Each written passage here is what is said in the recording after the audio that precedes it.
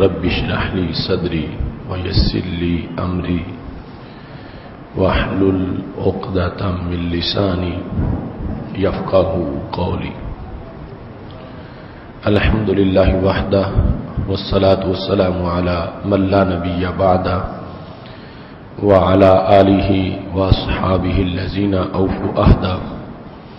أما بعد فأعوذ بالله من الشيطان الرجيم. بسم الله الرحمن الرحيم. وندع الموازين القسط ليوم القيامة. صدق الله العظيم وصدق رسوله النبي الكريم الأمين. إن الله وملائكته يصلون على النبي يا أيها الذين آمنوا صلوا عليه وسلموا تسليما.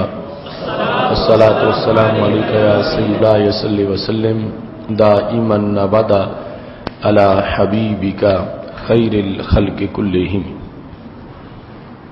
منزه عن شريك في محاسنه فجوهر الحسن فيه غير منقسم. محمد تاج رسل الله قاطبة محمد صادق الأقوال والكلم. محمد ذكره روح لأنفسنا محمد شكره فرض على الأمم. ربي صل وسلم دائما أبدا على حبيبك خیر الخلق کلہم. اللہ تبارک و تعالی جل جلالہ وعم نوالہ واتم برہانہ وعظم شانہ وجل ذکرہ وعز اسمہ کی حمد و ثنا اور حضور سرور کائنات مفخر موجودات زینت بزم کائنات دستگیر جہاں غم گسار زمان سید سروراں حامی بے کساں قائد الانبیاء محبوب کبریا احمد مجتبی جناب محمد مصطفیٰ صلی اللہ علیہ وآلہ واصحابہ وبارک وسلم کے دربار گہر بار میں ہدیہ درود و سلام عرض کرنے کے بعد نہایت ہی معزز و محتشم سامعین حضرات، رب ذوالجلال کے فضل اور توفیق سے آج خطبہ جمعۃ المبارک میں ہماری گفتگو کا موضوع ہے آخرت کا ترازو. میری دعا ہے خالق کائنات جل جلالہ ہم سب کو قرآن و سنت کا فہم عطا فرمائے اور قرآن و سنت کے ابلاغ و تبلیغ اور اس پر عمل کرنے کی توفیق عطا فرمائے. قرآن مجید برہان رشید میں عقیدہ آخرت کو متعدد مقامات پر بیان کیا گیا ہے اور کوئی انسان اس وقت تک مومن نہیں ہو سکتا جب تک کہ آخرت پر اس کا ایمان نہ ہو. اللہ کا فضل ہے ہم سب آخرت پر یقین رکھتے ہیں. آخرت پر یقین کا ایک شعبہ یہ ہے کہ ہم اللہ کی طرف جائیں گے، رب ذوالجلال حساب فرمائے گا اور اس پر پھر جزا اور سزا کا ترتب ہوگا. قرآن مجید برہان رشید میں خالق کائنات جل جلالہ کی ارشاد فرماتا ہے ان الینا ایابہم ثم ان علینا حسابہم. ہماری طرف لوگوں نے لوٹنا ہے اور پھر ہم پہ ہے کہ ہم ان کا حساب لیں گے. اس واسطے آخرت کے یقین کے ہمراہ یہ یقین لازم ہے کہ رب ذوالجلال کل حساب لینے والا ہے. اس حساب کے لحاظ سے رب ذوالجلال نے قرآن مجید میں اپنی شان جو بیان کی ہے تو خالق کائنات فرماتا ان ربک سریع الحساب، بے شک تمہارا رب بہت جلد حساب لینے والا ہے. وَهُوَ أَسْرَعُ الْحَاسِبِينَ، اور یوں حساب لیتا ہے اور لے گا کہ کوئی اس سے زیادہ تیز حساب لے ہی نہیں سکتا. سب سے زیادہ جلد حساب لینے کی طاقت رب ذوالجلال کی. تو یہ واضح کر دیا گیا کہ کوئی یہ نہ سمجھے کہ شاید لمبی لائنیں ہوں گی، کروڑوں لوگ ہوں گے، میں کہیں بچ جاؤں گا، رہ جاؤں گا، یا باری نہیں آئے گی. ہمارے نبی علیہ الصلوۃ والسلام ارشاد فرماتے ہیں کہ قیامت کے دن جو دنیاوی دنوں کا ایک متوسط دن ہوگا، 12 گھنٹے کا دن، قیامت کے دن حساب کے لحاظ سے دنیا کے ایک دن کا آدھا حصہ بھی نہیں گزرا ہوگا کہ رب ذوالجلال تمام کا حساب مکمل فرما دے گا.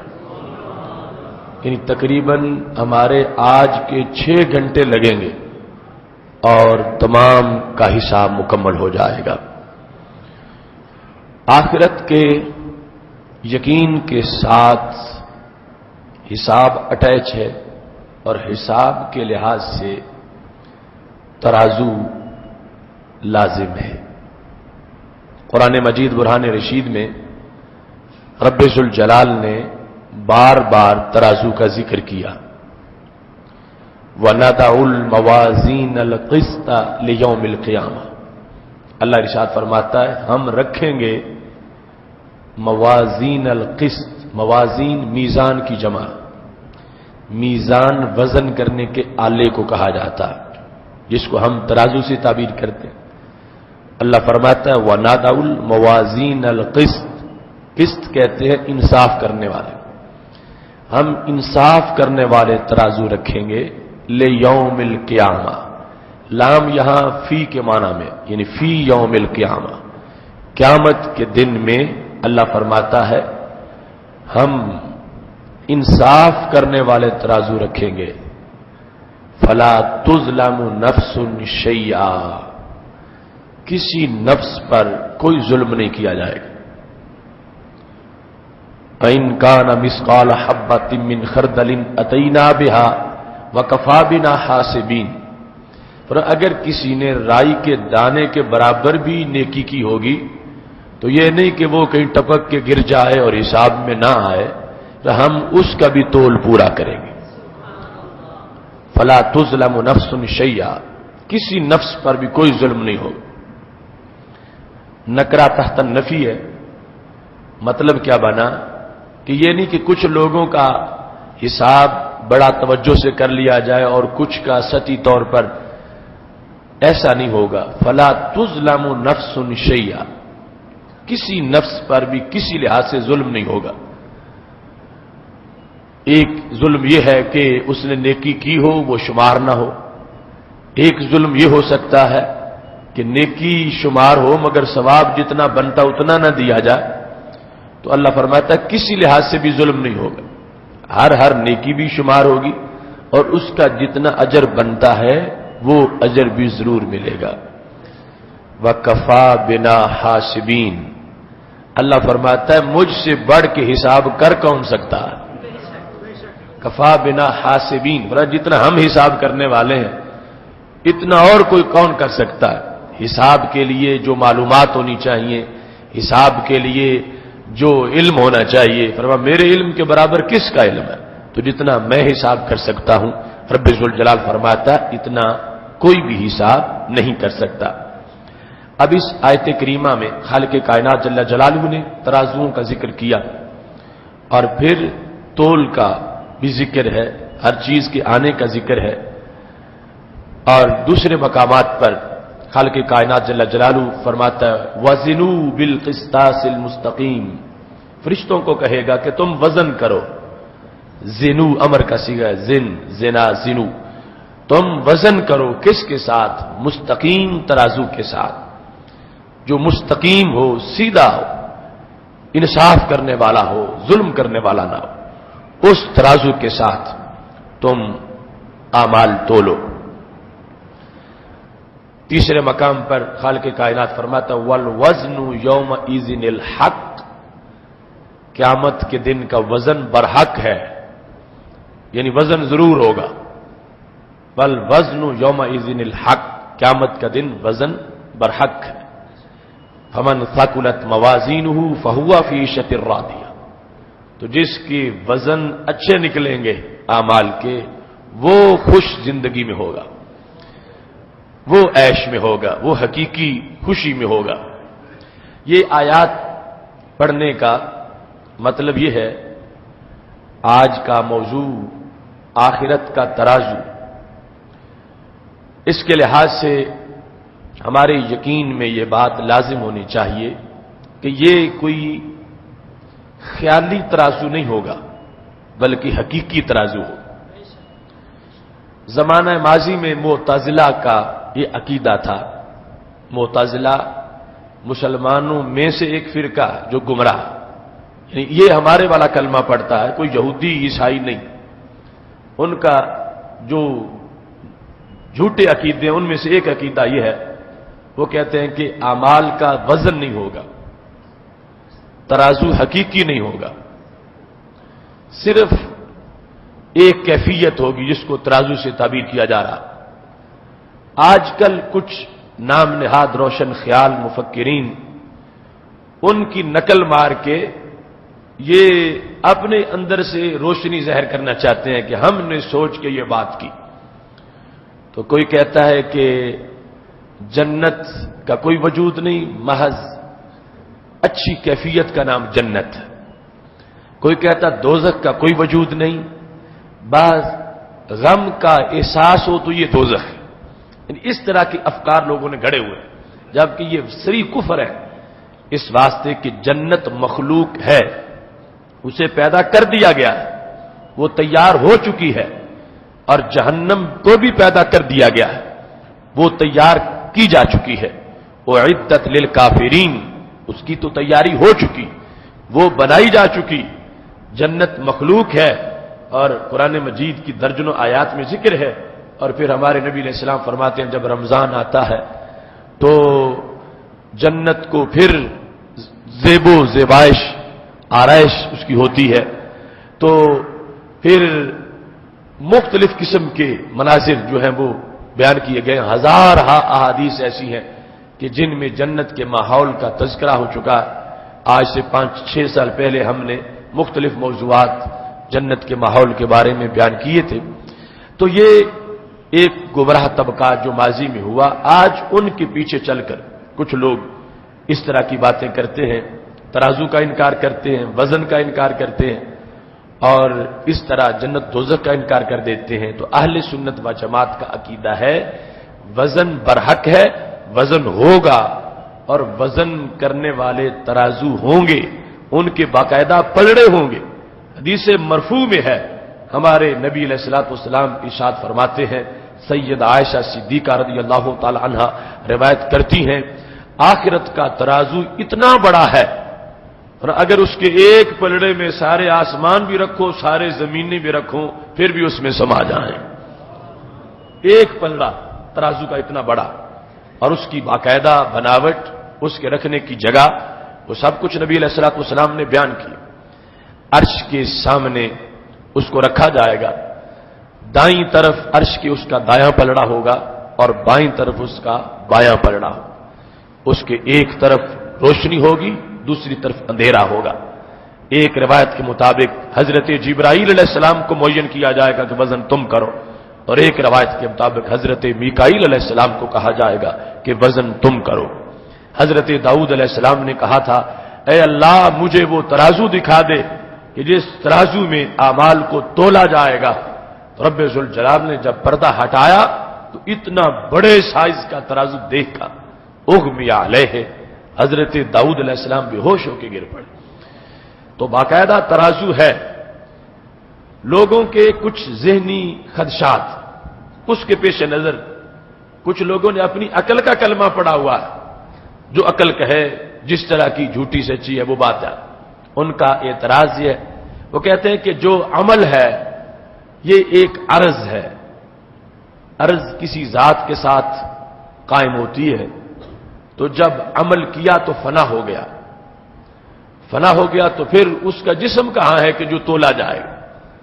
اب مثال کے طور پر میں بول رہا ہوں، اب یہ بات ہوا میں ملتی جا رہی ہے تو وہ کہتے ہیں کہ یہ تو فنا ہو گیا عمل، اب اس کو کہاں سے پکڑا جائے گا، کہاں رکھا جائے گا، کیسے تولا جائے گا؟ یہ ان کے ذہن کا خدشہ ہے۔ تو شریعت مطہرہ نے قرآن و سنت کے زیر سایہ جو وضاحتیں کی ہیں، ہمارے نزدیک عقل بہت بڑی پاور ہے مگر عقل شرع کے تابع ہے۔ شریعت مطہرہ عقل کو مطمئن کرتی ہے اور راج شریعت کا ہے، عقل اس کی رعایا ہے، اس کا کہنا مانے گی۔ جو بات عقل کو سمجھ آ جائے عقل شکر ادا کرے، اور جہاں عقل نہ پہنچ سکے تو عقل یہ سمجھے کہ میری پرواز ختم ہو گئی ہے، شریعت کی فضا اب بھی باقی ہے۔ تو قیامت کے دن حصی ترازو ہوں گے، حصی ترازو کے حصی پلڑے ہوں گے اور ان میں حصی اعمال رکھے جائیں۔ یا تو ایسا ہوگا کہ رب ذوالجلال کی قدرت سے کوئی بعید نہیں، وہ اعمال کو اس دن جسم عطا فرما دے گا تو عمل جسم کی شکل میں پیش ہو جائیں، جسم کی شکل میں ان کو پھر رکھا جائے گا۔ یا عمل کی خود جسامت نہیں ہوگی لیکن جسم میں پیک کیا جائے گا عمل کو، اس کی جسامت ہوگی۔ ایسے ظرف میں عمل کو داخل کر دیا جائے گا کہ جس ظرف کے ذریعے سے پھر اس کا وزن ہوگا۔ یا تیسرے نمبر پر بہت سی چیزیں ہیں جن کا تعلق متشابہات سے ہے۔ متشابہات کا مطلب کیا ہوتا ہے کہ ہم پہ لازم ہے کہ ہم یقین رکھیں کہ ایسا ہے، باقی کیا ہے یہ قیامت کے دن معلوم ہو جائے گا۔ جس طرح کہ قرآن مجید برہان رشید میں ہے ید اللہ فوق ایدیہم، اللہ کا ہاتھ ان کے ہاتھوں کے اوپر تھا، جو بیت رضوان کا معاملہ بیان کیا۔ اب ہاتھ کا لفظ تو ہمیں معلوم ہے، ہاتھ کا معنی بھی معلوم ہے، مگر اللہ کا ہاتھ کیسا ہے یہ سوچنا حرام ہے، کیونکہ ہم سوچ ہی نہیں سکتے، ہمارے سورسز ہی نہیں جن سے ہم معلوم کریں کہ اللہ کا ہاتھ کیسا۔ ہم جس کو ہاتھ سمجھتے ہیں وہ تو ایک جز ہے، ایک عضو ہے، اور رب اعضاء سے پاک ہے، چونکہ جس کے اعضاء ہوتے ہیں وہ مرکب ہوتا ہے، جو مرکب ہو وہ حادث ہوتا ہے، جو حادث ہو وہ فانی ہوتا ہے، جو فانی ہو وہ رب نہیں ہوتا۔ اس واسطے شریعت نے پابند کر دیا سب کو کہ عقل کو یہاں روک لینا، نہیں سوچنا کہ اس کا ہاتھ کیسا ہے۔ اگر سوچ کے کوئی معین کرے گا کہ ایسا ہے تو اس نے قرآن کی آیت کی خلاف ورزی کی۔ رب ذوالجلال نے لازم کر دیا ہے کہ قرآن کی متشابہات میں آگے تدبر مت کرو، رب کی مخلوق میں غور ضرور کرو مگر رب میں غور نہ کرو، اس واسطے کہ رب وہ ہے جو عقل کے ترازو پہ تولا نہیں جا سکتا۔ ایسے ہی دیگر معاملات ہیں، جنت ہے، دوزخ ہے۔ اب ہم عقل سے سوچ کے ان ساری چیزوں کو کس طرح اپنی اپنی جگہ پہ بنا سکتے ہیں، یقین رکھنا لازم ہے، اور یہی ایمان بالغیب کی شان ہے، اور یقین رکھا ہوا ہے، یقین رہے گا۔ قیامت کا دن ہوگا تو ترازو دیکھیں گے، اعمال تولے جا رہے ہوں گے تو پتہ چل جائے گا یہ وہ چیز ہے جس کو قرآن مجید میں میزان سے تعبیر کیا گیا تھا۔ وَنَضَعُ الْمَوَازِينَ الْقِسْطَ لِيَوْمِ الْقِيَامَةِ، ترازو ہے، ان پہ اعمال تولے جائیں۔ کچھ لوگوں کا یہ بھی خدشہ ہے، وہ کہتے ہیں کہ ترازو کی حکمت کیا ہے؟ تولے تو وہ جسے پتہ نہ ہو، اور جو ازل سے سب کچھ جانتا ہے اس کو پھر وہ تولتا کیوں ہے؟ امتحان وہ لے جس کو نتیجے کی خبر نہ ہو، اور جس کو نتیجے کی خبر پہلے ہی ہے وہ پھر امتحان کیوں لیتا؟ تو اس بنیاد پر ایک طبقہ معتزلہ کا مقلد اور دوسرا نام نہاد روشن خیالوں کا پجاری اس بات پر سینکڑوں آیات کا منکر قرار پاتا، کیونکہ رب ذوالجلال نے تو موت حیات کا سلسلہ بیان کرنے کی حکمت یہ بیان کی ہے، خلق الموت والحیات لیبلوکم ایکم احسن عملا۔ اللہ نے موت و حیات کا سلسلہ کیوں بنایا؟ تاکہ وہ تمہیں آزمائے کہ کون ہے تم میں جو اچھا عمل کرنے والا ہے۔ تو پتہ چلا آزمائش برحق ہے، امتحان ضرور ہے، دنیا کا سارا سلسلہ ہی آزمائش پر ہے، اور قیامت کے دن پھر آیات بول رہی ہیں والوزن یومئذ الحق، وزن ضرور ہوگا، ترازو رکھے جائیں گے۔ اس بنیاد پر ماننا لازم ہے۔ ہاں حکمت یہ ہے کہ رب ذوالجلال خود جاننے کے لیے آزمائش نہیں کرتا اور اپنے علم کے لیے ترازو نہیں رکھے گا، اس کا علم ازلی ہے، ابدی ہے، کچھ نہیں بنا تھا وہ اس وقت بھی جانتا تھا۔ جس بندے کا معاشر کو آزمائش ہونے کے بعد ترازو پہ عمل رکھا گیا ہے، یہ بندہ پیدا بھی نہیں ہوا تھا، اس کا پردادا بھی نہیں پیدا ہوا تھا، حضرت آدم علیہ السلام بھی نہیں پیدا ہوئے تھے، رب کو پھر بھی پتا تھا کہ یہ پیدا ہوگا تو کیا کام کرے گا۔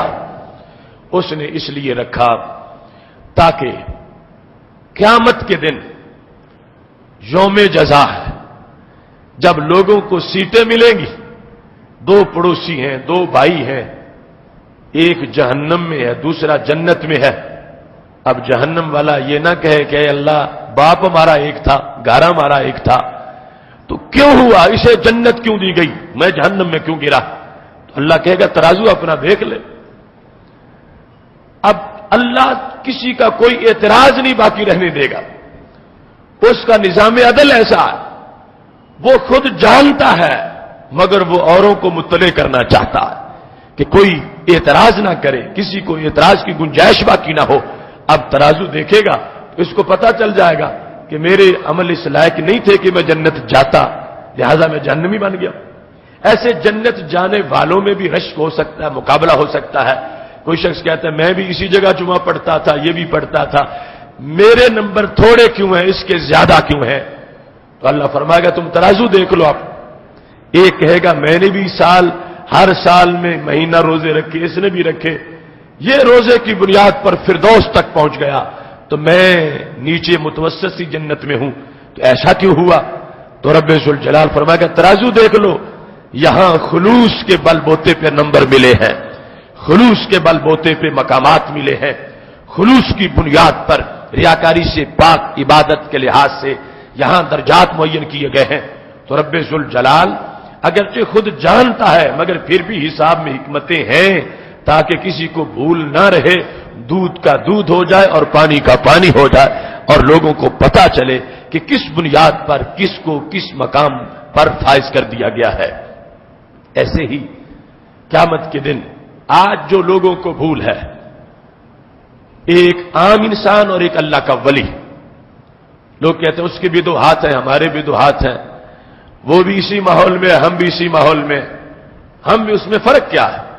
اور قیامت کے دن جس وقت واضح فرق آ رہا ہوگا، ایک جہنم کے شعلوں میں ہے، دوسرا فردوس کے بالا خانوں میں رب کا دیدار کر رہا ہے، تو جب سوال ابھرے گا فرق کیا ہے، تو رب ذوالجلال کہے گا ترازو دیکھ لو، جس سے تمہیں فرق کا پتہ چل جائے گا۔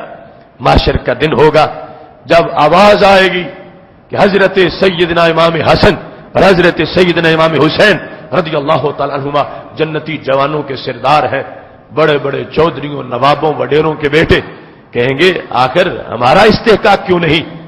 تو رب ذوالجلال فرمائے گا تم عمل کو دیکھ لو، ترازو تمہارا سامنے ہے، کیا کربلا والا کردار تمہارا موجود ہے کہ تمہیں سرداری کی سیٹیں ادا کی جائیں؟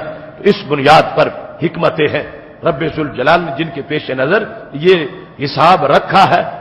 اور خود بندے کو بھی بھول ہو سکتی ہے کہ کہے کہ میں نے تو بہت کچھ کمایا تھا، بہت کچھ کیا تھا، اب معاشر میں میرا تو کوئی حصہ ہی نہیں بنا، اعمال ہی تھوڑے سے نکلے ہیں، تو رب ذوالجلال ترازو پہ دکھا دے۔ بطور خاص کفار جس وقت کہیں گے ہم نے بڑی سماجی خدمت کی، ہم نے بڑا کام کیا، تو رب ذوالجلال نے قرآن مجید میں فرمایا فَلَا نُقِيمُ لَهُمْ يَوْمَ الْقِيَامَةِ وَزْنًا، قیامت کے دن جب تولا جائے گا، کافر کے عمل کا کوئی وزن ہی نہیں نکلے گا، بھوسے کی طرح کھوکھلا۔ مومن کا عمل جو ہے اس کا بڑا وزن ہے۔ اب ایک مومن ہے جو کسی بھوکے کو کھانا کھلاتا، ایک مومن ہے جو کسی پیاسے کو پانی پلاتا ہے، اور دوسری طرف ایک کافر ہے جس نے یہی کام کیا۔ اب قیامت کے دن کیا ہوگا؟ مومن نے جو ایک گلاس پلایا تھا सवाब ओहद पहाड़ जितना बन चुका होगा। और काफिर ने जो बड़ी कोई एनजीओज बना के हजारों को रोजाना खिलाता रहा, लेकिन क़यामत के दिन एक नेकी भी नहीं निकलेगी। अमल का कोई वजन ही नहीं होगा। वजन तब होता है जब नीयत सही हो। नीयत तब सही होती है जब ईमान सही हो, और काफिर का ईमान ही नहीं है। तो अल्लाह ने फरमाया कसराबिन बिक़ियती यहसबहु ज़मानु माआ। काफिर का अमल यूं है जैसे दोपहर का वक्त हो, रेत का सहरा भरा हुआ हो, किरणें पड़ रही हो, समुंदर नजर आता है, करीब जाए तो पानी का कतरा भी नहीं होता। ऐसे ही क़यामत के दिन काफिर जिस वक्त तराजू के करीब जाएगा, अमल सब खोखले होंगे, छिटाक वजन भी नहीं निकलेगा। मोमिन की नीयत का कमाल यह है कि अल्लाह इसके थोड़े से अमल को बड़ा वजनी बना देगा। इस वास्ते वजन बाकायदा है, चूंकि तफसील कर दी गई, एक का खोखला है, एक का वजन देने वाला। वल वज़्नु यौमइज़िनिल हक़, कुफ्फार के बारे में कहा फला नुक़ीमु लहुम यौमल क़ियामति वज़ना। इसका यह मतलब नहीं कि काफिरों के लिए तराजू नहीं रखा जाएगा, फिर तो उनको मौज हो गई। नहीं, तराजू रखा जाएगा, अमाल तोलेंगे, वजन कोई नहीं निकलेगा। बिल्कुल वजन के बगैर खोखले अमाल होंगे। और मोमिन का अंदाज यह है कि इसने अल्लाह के रस्ते में चंद रुपए खुलूस के साथ दिए होंगे, अल्लाह ने उसकी इतनी तरबियत की होगी, वो ओहद पहाड़ जितना सवाब बन चुका होगा। वजन करने की यह भी हिकमत है कि रब्बे जुल जलाल क़यामत के दिन लोगों को बताएगा कि तुम जिसे छोटी सी नेकी समझते थे उसका वजन कितना बहुत ज्यादा। हदीस सही में मौजूद है। सैयद आलम नूर मुजस्सम शफी मुअज़्ज़म सल्लल्लाहु अलैहि वसल्लम इरशाद फरमाते हैं, एक शख्स को अल्लाह महशर में जुदा कर लेगा लोगों से और उसको उसके करतूत दिखाएगा। 99 रजिस्टर गुनाहों से भरे हुए, और हर रजिस्टर हद्दे नजर तक मोटा है। जहां तक इंसान की नजर जाती है इतना मोटा दूर तक वो रजिस्टर है। और 99 सिजिल्ला, 99 ऐसे रजिस्टर है। इसको खलाइक के सामने अल्लाह पेश कर देगा कि दुनिया वालों, क़यामत के दिन आज देखो ये इंसान, इसके इतने गुनाह हैं। फिर रब्बे जुल जलाल उससे पूछेगा, कहीं ऐसा तो नहीं हुआ कि किरामन कातिबीन ने तुझ पे जुल्म किया हो, कोई बोगस कार्रवाई हो, तुमने गुनाह ना किया हो, तेरे खाते लिख दिया गया हो, हर गुनाह देख ले। हल ज़ालमा का कातबाती, क्या मेरे कातिबीन ने तुझ पे जुल्म किया? तो ये बंदा कहेगा नहीं है अल्लाह, वो बिल्कुल सही लिखा उन्होंने, ये जो कुछ है मेरा किया हुआ, ये सब मैंने किया। अब इकरार भी कर जाएगा, इनकार नहीं कर सकता। सरे महशर अरबों लोग उसको देख रहे, रजिस्टर उसकी हद नजर तक है, 99 रजिस्टर गुनाहों से भरे हुए। रब्बे जुल जलाल इसके बाद जब तराजू रखा जाएगा, एक तरफ वो 99 रजिस्टर हैं और दूसरी तरफ बिल्कुल खाली है। तो खालिक़े कायनात जल्ल जलालहू फरिश्तों को हुक्म देगा, एक छोटा सा कागज का पुर्जा वो दूसरी तरफ रख देंगे। अल्लाह फरमाएगा, बंदे आगे हो के देख तो सही वजन क्या बनता है। तो वो घबराया हुआ है, कहते रहे मेरे मौला क्या देखूं, रिजल्ट तो मुझे नजर आ रहा, कहां वो 99 रजिस्टर और कहां ये मामूली सा कागज। नेकियों के पलड़े में तो महज एक कागज ही है और दूसरे पलड़े में 99 रजिस्टर हैं और हर रजिस्टर हद नजर तक फैला हुआ है। मैं क्या अपनी कार्रवाई देखने जाऊं, मैं क्या कमाया हुआ देखने जाऊं। कुछ किया होता तो नेकियों के पलड़े को जाके देखता। ये 99 रजिस्टर मुझे नहीं छोड़ेंगे। उनका जो बोझ है, मेरी जिंदगी भर की बदबख्ती, मेरी स्याहकारियां, बदकारियां, मेरे करतूत, वो सारे उनका इतना बोझ है। अब मुकाबले में एक कागज है, रिजल्ट मुझे नजर आ रहा है, मैं क्या देखूं। तो रब्बे जुल जलाल फरमाएगा, तू आगे तो बढ़, फला तुज़लमु अलैका, तुझ पे जुल्म नहीं किया जाएगा। अब ये आगे बढ़ेगा तो मेरे नबी अलैहिस्सलाम फरमाते हैं, जब तराजू पे वजन होगा, फताशतिल सिजिल्लात, वो जिस तरफ 90 रजिस्टर थे वो पलड़ा हल्का हो गया, और जिस तरफ एक कागज था वो पलड़ा भारी हो गया।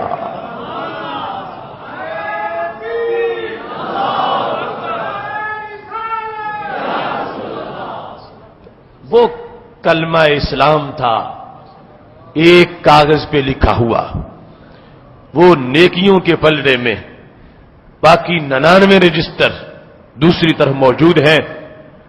तो इसका इतना वजन निकला तो हिकमत वजन करने की जाहिर हुई कि जिस ईमान को लोग हल्का समझते थे उसकी कीमत कितनी बड़ी है, उसकी वैल्यू कितनी ज्यादा, उसका वजन कितना निकला क़यामत के दिन, उसके अंदर रब्बे जुल जलाल की बरकत कितनी आ गई। इन चीजों को इसलिए हमारे नबी अलैहिस्सलातु वस्सलाम ने बयान किया ताकि कभी भी अपने ईमान पर कोई बंदा शिकवा ना करे कि हम अच्छे मुसलमान हैं, पल्ले हमारे कुछ नहीं, और वो काफिर दंदनाते फिर रहे हैं, क्या पैसा उनके पास है, दुनिया चांद तक पहुंच गई, हम गलियों में फिर रहे हैं। ये बातें करना हराम है, नाशुक्री है, कल मुआखजा हो जाएगा। इस वास्ते जाहिर किया मेरे नबी अलैहिस्सलाम ने कि क़यामत के दिन वजन तो बाद में निकलेंगे लेकिन कुछ पहले ही बता देते हैं ताकि कहीं कोई बेसब्री न कर बैठे, ताकि लोगों को हौसला रहे। इसका यह मकसद नहीं था कि कोई कहे चलो कलमे का इतना वजन है तो नमाजों की जरूरत क्या है, रोजों की जरूरत क्या है।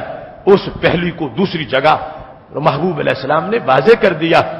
रब्बे जुल जलाल की रहमत की शान है, उसके पेश नजर जो उसका निसाब दिया हुआ है, अगर नाराजगी से बचना है तो हर निसाब की तरफ मुतवज्जे होना पड़ेगा। लेकिन वजन का अंदाज और वजन की हिकमतों को जाहिर करने के लिए मेरे नबी अलैहिस्सलातु वस्सलाम ने वाज़ेह कर दिया कि हिस्सी वजन होगा, बाकी तोला जाएगा। और ये रजिस्टर और मुकाबले में एक पुर्जा, इस कार्रवाई का मतलब रब तो पहले ही समझता है, उसे अजल से पता है, लेकिन मैदान महशर में काफिरों को, बुत परस्तों को, यहूदियों को, ईसाइयों को रब बताना चाहता है कि मेरे बंदे जिन्होंने कलमा पढ़ा, इस कलमे ने उनको शान क्या अता फरमाई है। ये रिजल्ट जाहिर करना मकसूद है। उसका ऐलान हमारे आका सल्लल्लाहु अलैहि वसल्लम ने पहले ही फरमा दिया है। इस वास्ते क़यामत के दिन तराजू हिस्सी तौर पर मौजूद होंगे और उन तराजुओं के अंदर हिस्सी तौर पर आमाल भी मौजूद होंगे। उनका आमाल का वजन भी होगा। जिस तरफ एक इंसान का पलड़ा नेकी के लिहाज से भारी होता है तो उसको कामयाब करार दे दिया जाएगा। इसी अंदाज में दूसरी अहादीस में भी मौजूद है।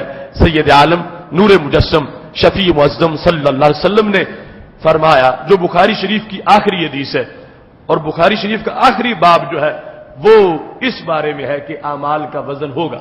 मुतज़िला का रद्द करते हुए इमाम बुखारी ने दलीलें उसमें इकट्ठी की और ये आयात लिखी कि जिनमें बाकायदा तराजुओं का जिक्र है, बाकायदा वजन का जिक्र है।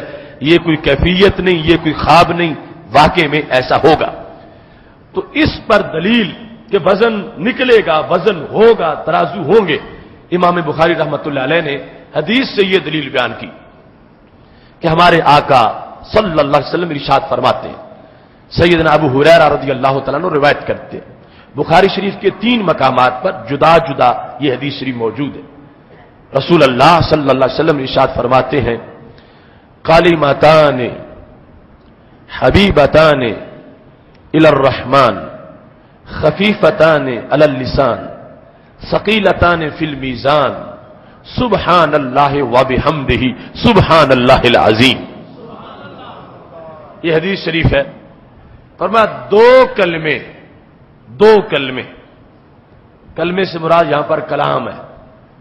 2 कलमे कैसे हैं? पर रब को बड़े प्यारे हैं। जुबान से पढ़े तो कोई थकावट नहीं होती, बड़े हल्के हैं, मगर जब तराजू पे होंगे तो बड़े बोझल होंगे। कलिमातान हबीबातान इलर रहमान, रब को बड़े प्यारे लगते हैं। खफीफतान अलल लिसान, जुबान पर जब अदा करें तो जो है ना हुरूफे तहज्जी अरबी में, उन हुरूफ में से कुछ अदायगी में सकील होते हैं, कुछ खफीफ होते हैं, कुछ बोलते वक्त जुबान पर जोर देना पड़ता है और कुछ बोलते वक्त मखरज से नरमी से अदा हो जाते हैं। तो मेरे नबी अलैहिस्सलाम ने फरमाया जुबान पर कोई बोझ जोर नहीं देना पड़ता, आसानी से वो कलमे जुबान से अदा हो जाते हैं। लेकिन सकीलतान फिल मीजान, कल क़यामत के दिन जब तराजू पे रखा जाएगा तो फिर हल्के नहीं होंगे, फिर बड़े बोझ वाले होंगे, फिर बड़े वजन वाले होंगे, उनका वजन निकलेगा। तो इस हदीस के इब्तिदाई हिस्से में नबी अलैहिस्सलाम ने बयान कर दिया कि जुबान से बोला हुआ जुमला अगरचे तुम्हारे सामने फिजा में मिल गया, मगर मुझ पर यकीन रखो, मैं गारंटी दे रहा हूं। मेरे नबी अलैहिस्सलाम ने फरमाया ये जाया नहीं हुआ, ये कल तराजू में वजन देगा, तराजू में इसका हिस्सी वजन होगा, ये वजन देने वाला है। कौन से दो कलिमात? सुबहानल्लाहि व बिहम्दिही सुबहानल्लाहिल अज़ीम। सारे मेरे साथ मिलके पढ़ लो, सुबहानल्लाहि व बिहम्दिही सुबहानल्लाहिल अज़ीम, सुबहानल्लाहि व बिहम्दिही सुबहानल्लाहिल अज़ीम, सुबहानल्लाहि व बिहम्दिही सुबहानल्लाहिल अज़ीम। इंशाअल्लाह क़यामत का दिन होगा, तराजू लगा होगा, तुम देखोगे। अल्लाह के फजल की उम्मीद पर कहता हूं, नजर आएगा कि जुमे का दिन था, रज़ाए मुज्तबा मस्जिद थी, हमने अपनी जुबान से ये कलमे बोले थे। बोलते वक्त कोई थकावट नहीं हुई, लेकिन तोलते वक्त वजन बड़ा निकलेगा। तो ये हमारे अकीदे का एक हिस्सा है अहले सुन्नत व जमात के मोतक़ादात में कि आमाल तोले जाएंगे, आमाल का वजन होगा, और इस वजन के पेश नजर हमें अमल करते वक्त चंद चीजों को सामने रखना चाहिए, तब वजन निकलेगा। चंद चीजें होंगी तो फिर वजन निकलेगा, वरना हो सकता है अमल खोखला हो जाए, थोड़ा वजन दे और उस दिन तो थोड़ा सा नुकसान भी बर्दाश्त नहीं होगा, थोड़ा नुकसान भी बहुत बड़ा होगा। तो इस वास्ते मेरे महबूब अलैहिस्सलाम का ये अंदाज़े गुफ्तगू देखो, जुमले के अल्फाज ने भी पैगाम दिया, तरतीब ने भी पैगाम दिया। तीन चीजें बयान की, एक है हबीबातान, दूसरी है खफीफतान, तीसरी है सकीलतान। हबीबातान, हबीबा क्या तस्निया, हबीबा बमाना महबूबा, महबूबा कि अल्लाह के महबूब कलमे, अल्लाह को जो पसंद। सकीलतान और खफीफतान, ये भी तस्निया है। तो तीन चीजों को बयान करना था। पहले नंबर पे किस को रखा? पहले नंबर पे ये बात बयान की कि ये रब को बड़े पसंद है। तो मेरे नबी अलैहिस्सलाम ने वाज़े किया, अगर तुम अपने आमाल की आखिर में वैल्यू चाहते हो तो अमल करने से पहले ये ना सोचो कि दुनिया में फायदा क्या होगा, ये ना सोचो कि इस अमल पर मोहल्ले वाले क्या कहेंगे, ये ना सोचो कि इस अमल पर दुनिया में मुझे कितनी मकबूलियत मिलेगी, ये सोचो कि इस अमल का मेरे रब के दरबार में मकाम क्या है। सबसे पहले सोच ये होनी चाहिए कि इस अमल के लिहाज से मेरे रब का फैसला क्या हो, मेरे रब को यह बात पसंद है या नापसंद है, मेरे रब के नजदीक इस बात की हैसियत क्या है, मेरे रब के नजदीक इस बात का मकाम क्या है। लिहाजा फरमाया कलेमातान, दो कलमे, शान क्या है। फरमाया पहली बात जो नोट करो तो यह है रब को बड़े प्यारे हैं, दूसरी चीजें तो बाद में रहने दो, ये बड़ा मौज का मसला है कि ये रब को बड़े प्यारे हैं। जुबान से हल्की अंदाजों में अदा हो या बोझल में, वो मसला बाद का है, लेकिन हमने पहले ये देखना है कि ये रब को बड़े प्यारे हैं। तो इस बुनियाद पर یہ ہمارے پورے لاہے زندگی کا، لاہے عمل حیات کا بیان کر دیا گیا۔ آج سوچ بدل گئی، انداز ٹیڑھے ہو گئے، بہت کم سوچے ہیں جو فکر مستقیم پر ہیں، بہت کم لوگ ہیں جو سوچتے وقت اس نہج پہ سوچتے ہیں۔ آج سوچتے وقت پیش نظر آخرت نہیں، پیش نظر دنیا ہوتی ہے، لیکن یہاں تو آخرت کو بھی پیچھے رکھ دیا گیا۔ آخرت کا وزن بھی تیسرے نمبر پہ ہے کہ آخرت میں کیا ملے گا، اس سے پہلے یہ ہے کہ رب اس کو دیکھ کے کیا کہے گا۔ یہ ہے ہمارے اکابر کا طریقہ۔ کچھ لوگ جنت کی تعریفیں کرتے کرتے جنت کے حسن میں گم ہو گئے اور جنت کو مقصود بنا لیا۔ ہمارے اکابر نے کہا جنت اچھی بڑی ہے، جنت کی تڑپ بھی بڑی ہے، مگر ہم جنت اس لیے نہیں مانگتے کہ اس میں حور و غلمان ہے، ہم اس لیے مانگتے ہیں کہ جنت ہمارے رب کی پسند کی جگہ ہے۔ رب کی پسند ہر چیز پہ مقدم، رب کی پسند ثواب پر بھی مقدم، رب کی پسند جو ہے وہ فردوس پر بھی مقدم۔ میرے محبوب علیہ الصلوۃ والسلام نے فرمایا سوچتے وقت لوگ سوچتے ہیں کہ جو کام کرنے لگے ہیں فائدہ کیا ہوگا، نقصان کیا ہوگا، دنیا کیا کہے گی، کتنا جلد ملے گا یا دیر سے ملے گا۔ تو شریعت کا جو عمومی فیصلہ ہے وہ یہ ہے کہ آخرت کو پیش نظر رکھو، دنیا کو پیش نظر نہ رکھو، آخرت دیکھو کہ آخر میں اس کا فائدہ کیا ہوگا۔ وَلَلْآخِرَةُ، آخرت جو ہے اس کا عظمت کا انداز ہے، اس کی طرف جانا ہے۔ دنیا کا فائدہ جو دیکھے وہ ناکام ہو جاتا ہے، آخرت کے فائدے والا کامیاب ہو جاتا ہے، مگر اس سے ترقی ہوتی ہے تو پھر بندے کو یہ مقام ملتا ہے، وہ کہتا ہے آخرت آخرت ہے، اس سے پہلے میرے رب کی ذات ہے۔ لہذا رب ذوالجلال کے لحاظ سے اس کو یہ سوچنا ہے کہ میں کام کرتا ہوں میرا رب دیکھ کے خوش ہوگا یا ناراض ہوگا۔ تو یہ اولین بات ہے۔ میرے محبوب علیہ الصلوۃ والسلام نے جو لفظ بولے وہ تو اپنی جگہ رہ گئے، کیا عظمتیں ہیں ان کے ہر جملے میں۔ اگر ترتیب دیکھو گے تو ترتیب میں ہی پوری زندگی کا نصاب موجود ہے۔ اس کو پہلے نمبر پہ ذکر کیا، کلمتان حبیبتان للرحمن، رب سنتا ہے تو خوش بڑا ہوتا ہے، چونکہ تسبیح بھی ہے حمد بھی ہے۔ سبحان اللہ و بحمدہ سبحان اللہ العظیم، اللہ سنتا ہے تو خوش ہوتا ہے کہ میرے بندے میری کیسی تعریف کر رہے ہیں۔ تو پہلا کام کرنے میں جو بھی ہو اس میں یہ بات ہو کہ اسے دیکھ کے رب ناراض ہوگا یا رب راضی ہوگا۔ مومن کی سوئی اس پہ جم جانی چاہیے، رک جانی چاہیے کہ رب راضی رکھوں گا۔ اگر میرے جھونپڑی میں رہنے سے راضی ہوتا ہے تو میں بنگلوں کو آگ لگاؤں، مجھے رب کی رضا چاہیے، رضا اللہ کی مقدم ہے۔ ایک بندہ سونے کے محل میں بیٹھا ہو اور اللہ غضبناک ہو اس پر، اس سے بڑا محروم کون ہے؟ اور دوسرا جھونپڑی میں بیٹھا ہو اور اسے دیکھ کے رب مسکرا رہا ہو تو اس سے بڑا بخت والا کون ہے؟ اس واسطے مومن کے لیے یہ بتا دیا گیا کہ وزن اگر کل نکلے گا تو اس وزن میں پہلی بات یہ ہوگی کہ کام رب کی رضا کے لیے کیا گیا تھا۔ حبیبتان الی الرحمن، اس چیز کو پہلے رکھو گے تو پھر وزن بنے گا، ورنہ وزن نہیں بنے گا۔ نیت کی طرف اشارہ کر دیا گیا۔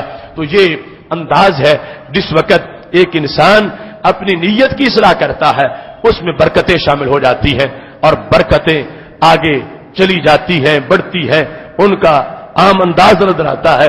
ریا جب آئے تو 3 درجات بن جاتے ہیں، یا تو عمل کا ثواب گھٹتا ہے یا ختم ہو جاتا ہے یا پھر عمل باعث عذاب بن جاتا۔ پہلا نقصان یہ ہے جو چھوٹا نقصان ہے کہ ثواب کم ہوتا ہے، دوسرا یہ ہے کہ ختم ہو جاتا ہے۔ مثلا 100 نیکیاں تھیں، 50 ملی، ہلکا ریا تھا، اس سے بڑا ریا تھا تو 100 کی 100 ہی ضائع ہو گئی، اور اس سے بڑا ریا تھا تو پھر الٹا نیکی کا کام جہنم جانے کا سبب بن گیا، جو حدیث شریف میں موجود ہے کہ رب ذوالجلال پوچھے گا قیامت کے دن ایک انسان سے، میں نے جو تجھے صحت دی تھی تو تو نے کیا کیا میرے لیے؟ وہ کہے گا، صحیح مسلم میں حدیث شریف ہے اے اللہ میں نے حق ادا کیا، تو نے مجھے کڑیل جوان بنایا، میں تیرے رستے میں جہاد میں گیا، میں شہید ہو گیا، میں نے جان دے دی۔ تو رب ذوالجلال فرمایا کذبتا، تو جھوٹ بول رہا، مجھ سے تو باتیں چھپاتا ہے، میں جانتا ہوں تیرے دل کو، جب تو جہاد کے لیے گیا تھا تو اپنا لوہا منوانا چاہتا، تو اپنی بہادری کی داستانیں لوگوں سے سننا چاہتا، تو یہ لوگوں سے داد لینا چاہتا تھا کتنا صف شکن مجاہد ہے، تو مجھ سے آج نیکی مانگ رہا ہے، تو مجرم ہے کہ تو نے مجھے چھوڑ کے لوگوں کو سامنے رکھا۔ یہ گناؤنا رہا ہے بڑے درجے کا کہ جس میں جا کر صرف ثواب کم یا ختم ہی نہیں ہوتا بلکہ ثواب کی جگہ عذاب ملتا۔ تو رب ذوالجلال کہے گا فرشتوں اس کو الٹا کر کے جہنم میں پھینکو، کیونکہ یہ مجرم ہے، اس نے میری جگہ لوگوں کی چاہت کو رکھا، مجھے اس نے نظر انداز کر دیا، یہ مجھے چھوڑ کے کام اس نے میرے لیے کرنا تھا، یہ لوگوں کے لیے کرتا رہا۔ اس بنیاد پر اب وہ نیکی جو ہے اس کی حیثیت کیا بنی؟ وہ جہنم جانے کا سبب بن گئی۔ واضح کیا میرے نبی علیہ السلام نے کلماتان، دو کلمے حبیبتان الی الرحمن، رب کو بڑے ہی پیارے ہیں، خفیفتان علی اللسان، اور زبان پر بڑے ہلکے ہیں، ثقیلتان فی المیزان، اور ترازو میں ان کا بڑا بوجھ ہوگا، وزن بڑا نکلے گا۔ سبحان اللہ و بحمدہ سبحان اللہ العظیم۔ دوسری جگہ ہمارے نبی علیہ السلام نے فرمایا جو بندہ یہ کلمات پڑھتا ہے اگر قیامت کے دن اس کے گناہ سمندروں کی جھاگ جتنے بھی ہوں گے ان کلمات کے وزن کے سامنے سب دب جائیں گے، اتنا ان کا وزن ہوگا، اتنی بڑی حیثیت ہوگی، اتنا رب ذوالجلال ثواب عطا فرمائے گا کہ جس کی وجہ سے وہ سارے گناہ دب جائیں گے، اور خالق کائنات جل جلالہ اس عمل صالح کی بنیاد پر، ان کلمات کی بنیاد پر رب ذوالجلال ثواب عطا فرمائے گا۔ عمل کی ویلیو اور وزن کے لحاظ سے دنیا میں جو معاملات ہیں ان کے انداز سید عالم نور مجسم شفیع معظم صلی اللہ علیہ وسلم نے واضح کیے۔ فرمایا صحابہ جانتے ہو مفلس کون ہے؟ تو صحابہ نے کہا مفلس وہ ہوتا ہے جس کے پاس نہ درہم ہو نہ دینار۔ تو میرے نبی علیہ السلام نے فرمایا یہ تعریف درست نہیں ہے، آج ہم بھی یہی کہتے ہیں مفلس وہ ہے، نادار وہ ہے جس کے پاس درہم و دینار نہ ہو۔ صحابہ نے یہی جواب دیا تو نبی علیہ السلام نے فرمایا نہیں یہ مفلس نہیں ہوتا۔ مفلس کون ہے؟ فرمایا مفلس وہ ہے جو قیامت کے دن آیا، اس کے پاس نیکیوں کے کئی انبار تھے، نماز روزہ حج زکات بہت کچھ لے کے آیا، لیکن یاتی وقت ظالم ھذا واکل ماذ ھذا وسفک دم ھذا، کسی کو اس نے تھپڑ مارا ہوا تھا، کسی کو گالیاں دی ہوئی تھیں، کسی کا خون بہایا ہوا تھا، کسی کا مال چھینا ہوا تھا، حاجی پرہیزگار بھی تھا مگر لوگوں کے معاملے میں بہت برا تھا۔ رب ذوالجلال لوگوں کو کہے گا جس کا حق ہے آ جاؤ، لائن بن جائے، اس کی نیکیاں اٹھا کے رب ذوالجلال ان کو دیتا جائے گا، نیکیاں ڈھیر تھا سب ختم ہو جائیں گے، لیکن ابھی مظلوم باقی ہے۔ تو رب ذوالجلال فرشتوں کو کہے گا اب دوسرا طریقہ اختیار کر، مظلوموں کے گناہ اس کے پلڑے میں ڈالو۔ اب ان کے گناہ اس ظالم کے پلڑے میں ڈالے جائیں گے، آیا تھا تو ہر طرف نیکیوں کے ڈھیر تھے، فارغ ہوا ہے تو نیکیاں ختم ہو چکی ہیں، الٹے گناہوں کے ڈھیر لگے ہوئے۔ تو میرے نبی علیہ الصلوۃ والسلام نے فرمایا صحابہ اس کو مفلس کہتے ہیں، مفلس وہ نہیں کہ جس کے پاس پیسہ نہ ہو، مفلس وہ ہے جو قیامت کے میدان میں لٹا ہوا نظر آئے، قیامت کے میدان میں اجڑا ہوا نظر آئے، قیامت کے میدان میں اس کے پلے کچھ نہ ہو، اور پھر اس انداز میں مارا جائے کہ کیا بہت کچھ تھا مگر آگے جا کے بچا کچھ نہیں ہے۔ تو قیامت کے ترازو کی فکر کی پیش نظر جہاں کرنا لازم ہے وہاں جو کیے ہوئے پر پانی پھیرے اس سے بچنا بھی لازم ہے۔ اب یہ جس کا حوالہ میں نے دیا ہمارے نبی علیہ الصلوۃ والسلام نے اسے مفلس کہا، حالانکہ اس کی نیکیوں کہ باقاعدہ نام لیے نمازوں کی نیکیاں، روزے، حج، زکات، سب نیکیاں تھیں، اور آگے ظلم بڑے تھے، ان ظلموں کی وجہ سے سب رائگاں ہو گئی اور مفلس قرار پایا۔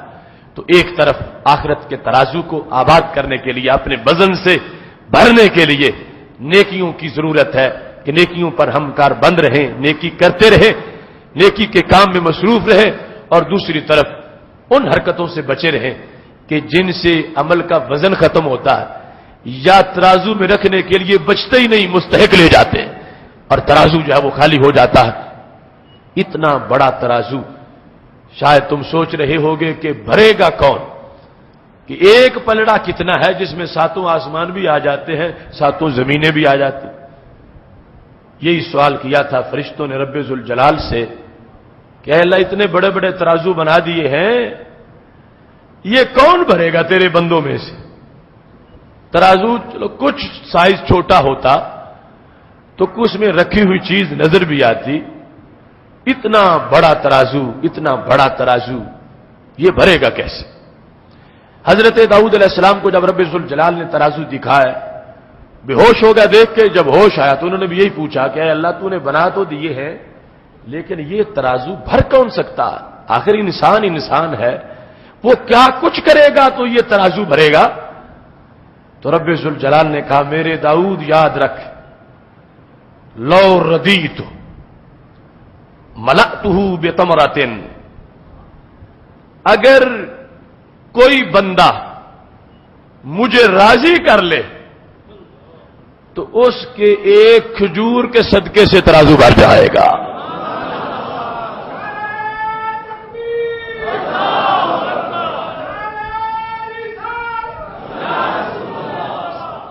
بتمرۃ واحدہ، صرف ایک کھجور سے، ایک کھجور سے بھر جائے گا۔ اس کا فضل دیکھو، اس کا کرم دیکھو۔ میرے محبوب علیہ السلام نے کہا تھا رب ذوالجلال کی 99 رحمتیں ہیں، دنیا میں صرف ایک ظاہر کی ہے، 99 رحمتوں کا ظہور قیامت کے دن ہوگا۔ یعنی کیسے ترازو بھرتے نظر آئیں گے۔ اس کے بعد رب ذوالجلال نے حکم دیا کہ ترازو مجھ کو راضی کرنے کے لحاظ سے جو ایک کھجور دیتا ہے ترازو بھر جائے گا۔ پھر حکم دیا داؤد اس کو بھرو، کس کے ساتھ؟ لا الہ الا اللہ کے ساتھ۔ لا الہ الا اللہ جو کلمہ توحید کا، کلمہ اسلام کا پہلا حصہ جس میں توحید ہے، یہ اس سے بھرو، یہ پڑھو داؤد تم، اس سے ترازو بھرے گا۔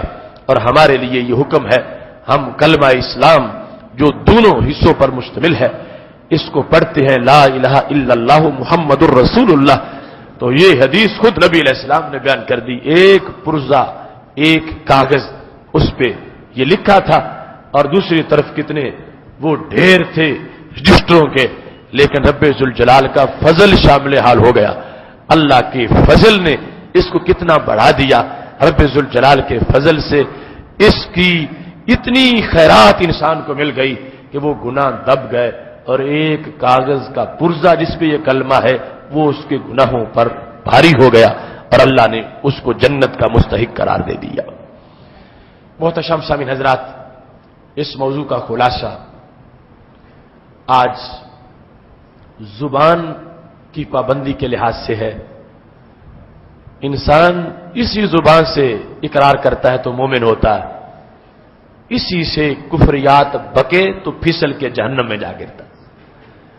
ہم جتنے بھی عمل کریں گے یہ زبان کینچی کی طرح کاٹ کے رکھ دے گی۔ حدیث شریف میں ہے صبح ہوتی ہے سارے اعضاء زبان کے سامنے عاجزی سے کہتے ہیں تو سیدھی رہو، تو سیدھی رہو۔ اگر تو سیدھی رہی تو ہم بھی بچے رہیں گے، اگر تو ٹیڑھی ہو گئی تو ہمارا کچھ نہیں رہے گا۔ ظاہری طور پر بھی کیا ہے، گالی تو دے گی، مار ہمیں پڑے گی، تو کسی سے الجھے گی تو ہمیں اس کے تماچے برداشت کرنے، ہمیں ڈنڈے برداشت کرنے۔ یہ دنیا کے لحاظ سے بھی زبان کو اعضاء کہتے ہیں، اور عقبہ کے لحاظ سے اس زبان کو آج کنٹرول کرنے کی ضرورت۔ بہت زیادہ بے احتیاطی کا عمل شروع ہو گیا۔ انسان اس بارے میں اپنی رائے زنی کرنا چاہ رہا ہے جہاں بولنے کی مجال نہیں ہے، جہاں زندگی پگھلانے والے علماء بھی لفظ بولنے سے کانپتے ہیں، وہاں تھڑے پہ بیٹھا ہوا آج کا مسلمان رائے دینے کو اپنا حق سمجھتا کہ یوں ہونا چاہیے، دین اس طرح ہونا چاہیے، شریعت میں یہ ہونا چاہیے، قیامت کے دن اس طرح ہونا چاہیے. یہ وہ چیزیں ہیں کہ جن کی نتیجے میں ایمان لٹ جاتا، ایمان ضائع ہو جاتا.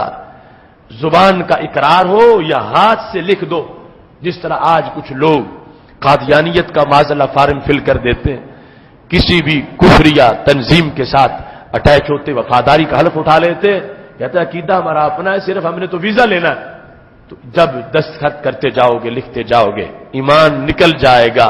قیمتی کتنا ہے کہ صرف یہ پلڑے میں رکھا جائے گا تو ہر چیز پہ بھاری ہو جائے گا.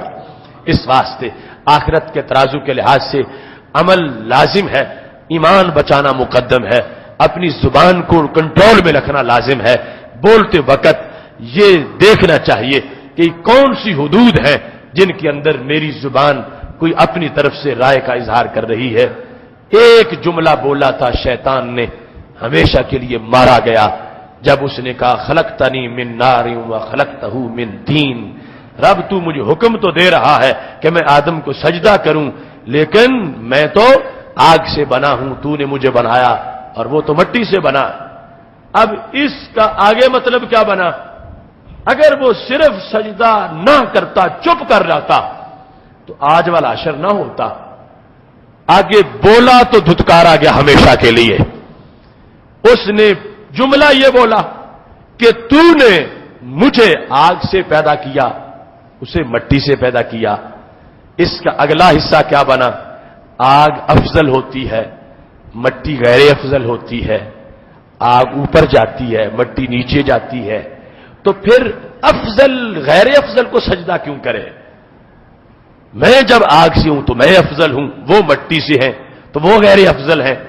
اب یہ نیچے مطالب چھپے ہوئے تھے، اوپر چند لفظ تھے. تو آخری نیچے تہ سے کیا بات نکلی کہ بدبخت رب کو یہ کہہ رہا تھا، میرے رب تجھے اتنا بھی پتہ نہیں کہ کسی کو حکم کیا دینا ہوتا. معاذ اللہ مجھ جیسے کہ تو کہتا ہے میں اسے سجدہ کروں. یہ تھا جرم اصلی جس کی بنیاد پر دھتکارا گیا. وہ اللہ کے سامنے روشن خیال بننے کی کوشش کر رہا تھا، ہوشیار بن رہا تھا، اپنی ڈینگیں مار رہا تھا، اپنی رائے زنی کر رہا تھا رب کے حکم کے سامنے. تو رب ذوالجلال ہمیشہ نفرت کا حوالہ بنا دیا. تو اس واسطے فکر آخرت میں، آخرت کے ترازو کی رونق کے لیے ہمیں اس زبان پر پورا پہرا لگانا چاہیے. یہ تھوڑی سی بھٹکے گی، سالوں کی کمائی ضائع ہو جائے گی. معاذ اللہ تھوڑی سی آگے پیچھے جائے گی، سالوں کا کیا ہوا جو ہے اس پہ پانی پھر جائے گا. اگر اس پہ کنٹرول رہے گا، رب کی رحمت بڑی ہے.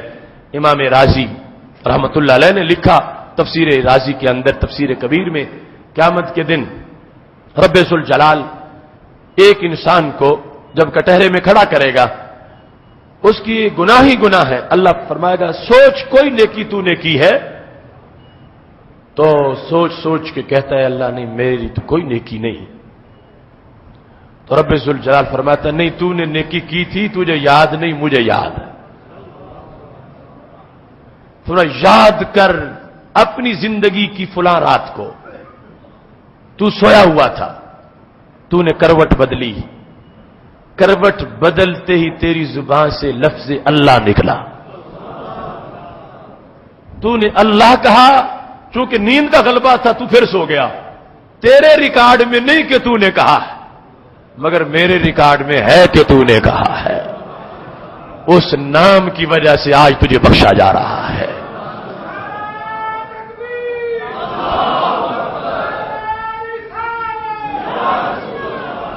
محتشم سامعین حضرات، اس بنیاد پر ادارہ صراط مستقیم پاکستان اپنے دعوتی پلیٹ فارم میں یہ چاہتا ہے کہ دین کے ہر موضوع کو فورم پہ لایا جائے.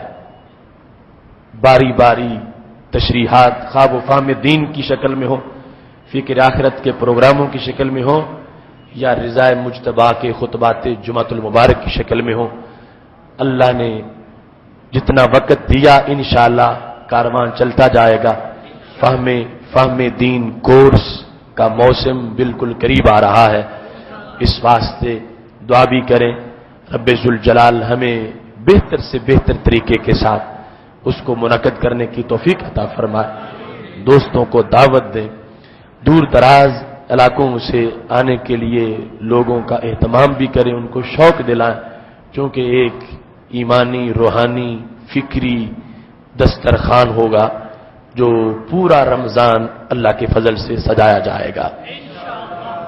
آپ تمام احباب 5 اگست کے کاروان عظمت داتا گنج بخش کے لیے بھی تیاری رکھیں، وہاں صبح 9 بجے حضرت داتا گنج بخش اجویری رحمت اللہ علیہ کی دہلیز سے کاروان چلے گا جو پورے لاہور کا انشاءاللہ راؤنڈ کرے گا، تو آپ نماز فجر مسجد رضا مجتبیٰ میں پڑھیں اور یہاں گاڑیوں کے قافلے کے ہمراہ لاہور پہنچے، تاکہ ہم اپنی محبتوں کا بھی اظہار کریں اور اپنے دکھ اور درد کا بھی اظہار کریں۔ 8 اگست کو انشاءاللہ شہداء کا چیلم شریف ہوگا، جس میں اگلے لمحے عمل کا اعلان کیا جائے گا۔ اللہ ہم سب کو اس موقع پر سرخرو ہونے کی توفیق عطا فرمائے۔ وآخر دعوانا الحمدللہ رب العالمین۔